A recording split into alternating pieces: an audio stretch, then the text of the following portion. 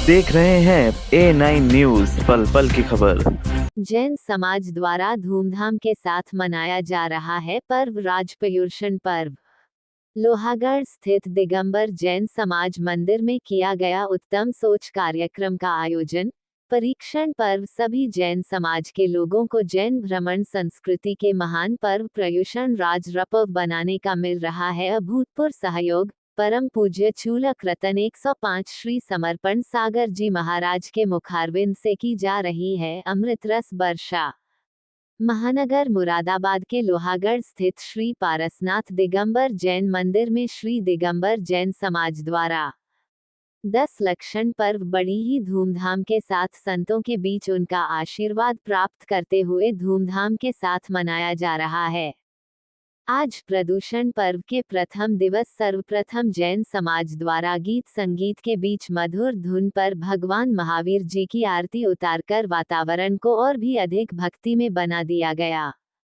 तत्पश्चात 10 लक्षण धर्म के लिए जैन समाज के बीच में पधार रहे तिनसुकिया से शास्त्री श्री अजीत कुमार जैन जी महाराज अपने मुखारविंद से भगवान की जीवन पर आधारित कथाओं का वर्णन कर सभी जैन समाज को जीवन जीने का रहस्य बता रहे हैं।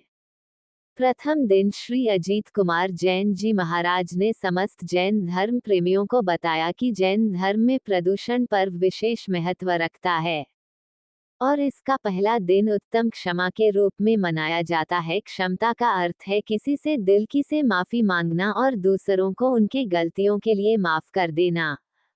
कविता के माध्यम से बताया गया कि क्षमा मांगना और दिल से क्षमा करना ही सच्ची क्षमा है। सिर्फ दूर दूर के रिश्तों में हल्की सी जान पहचान में या जिससे मधुर संबंध हो, उनसे क्षमा की लेन देन कर हम स्वयं को धोखा देते हैं। क्षमा से कमालों गवाए हुए को, क्षमा से हंसा लो रुलाए हुए को। छोटा सा संसार, गलतियां अपार आपके पास हैं, क्षमा का अधिकार कर लीजिए निवेदन स्वीकार। जाने अनजाने में हमसे कोई भूल या हमने आपका दिल दुखाया हो तो मन वचन काया से उत्तम क्षमा स्वभाव रखते हुए प्रदूषण महापर्व पर हम आपसे मन वचन काया से क्षमा याचना करते हैं। प्रवचन हुए कि क्षमता सबसे बड़ा धर्म है क्योंकि ये दिल में दोस्ती की बुनाई करता है। अपने दोस्तों की पहचान कर उन्हें सुधारना यही व्यक्तिगत प्रगति का मार्ग है। क्षमा करने में शक्ति होती है क्योंकि यह आत्मा को मुक्ति दिलाता है। गुस्सा करना आसान है पर क्षमा करना वीरता की चुनौती है। क्षमा करना स्वयं को बुराइयों से मुक्त करने का एक मार्ग है। दूसरों के देशों को देखने की जगह अपने गुणों को देखें। क्षमा दिल की पहचान होती है जो शांति का संदेश देती है। क्षमा से बढ़कर कोई शक्ति नहीं है क्योंकि यह मानवता की महानता को प्रकट करता है। दूसरों के देशों को न करने की जगह उनके सुधारने में मदद करें।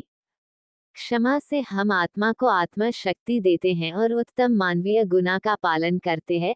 आरती पूजन और प्रवचन के पश्चात सांस्कृतिक कार्यक्रम के तहत आयोजन पूजा जैन, कीर्ति जैन, प्रभादेवी जैन एवं प्रमोद जैन की पुण्य स्मृति में संजय जैन, पंकज जैन, अनुज जैन, मानपुर वालों द्वारा कराया गया।